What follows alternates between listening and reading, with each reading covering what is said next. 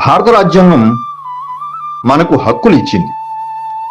స్వేచ్ఛ, సమానత్వం, న్యాయం.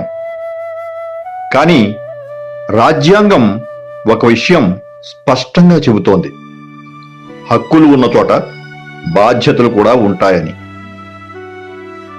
ఈ భూమిపై శ్వాస తీసుకునే ప్రతి జీవికి జీవించే హక్కు ఉంది. జంతువులు, పక్షులు, అడవులు మనలాగే జీవితం కోరుకుంటాయి. అందుకే జీవించే హక్కు మనుషులకే కాదు, ప్రాణం ఉన్న ప్రతి దానికి వర్తిస్తుంది.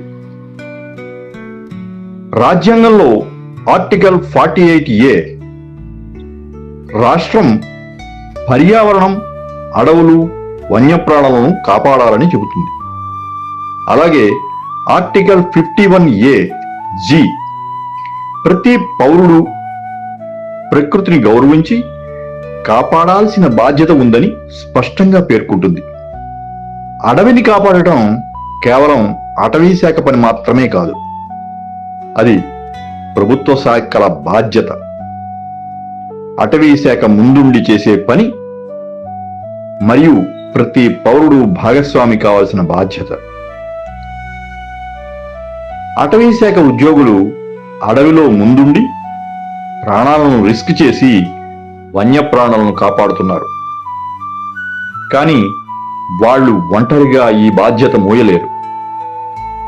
పౌరుడిగా మన బాధ్యత ఏమిటి? అడవిని నాశనం చేయకపోవడం, వన్యప్రాణులకు హాని చేయకపోవడం, అక్రమాలను ప్రశ్నించడం, ప్రకృతిని గౌరవించడం, ఇవన్నీ పౌరులుగా రాజ్యాంగం మనకి ఇచ్చిన బాధ్యతలు.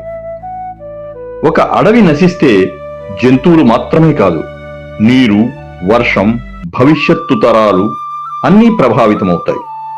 రాజ్యాంగం ఇచ్చిన హక్కులు మనల్ని పౌరులుగా చేస్తాయి, కానీ రాజ్యాంగం అప్పగించిన బాధ్యతలు మనల్ని బాధ్యత గల మనుషులుగా నిలుపుతాయి. ఈ అడవులు, ఈ వన్యప్రాణులు మనవి మాత్రమే కాదు, మన తర్వాత తరాలవి కూడా. అడవిని కాపాడటం కేవలం అటవీ శాఖ బాధ్యత మాత్రమే కాదు, ఇది ప్రతి పౌరుడి రాజ్యాంగ బాధ్యత. ఈరోజు మనం ఒక చిన్న ప్రతిజ్ఞ చేద్దాం. నేను ప్రకృతిని గౌరవిస్తాను, అడవులకు హాని చేయను, వన్యప్రాణులను కాపాడుతాను. ఇది నా హక్కు కాదు, నా బాధ్యత. ఈ వీడియోని షేర్ చేయండి, బాధ్యతను పంచండి, ప్రకృతిని కాపాడుదాం.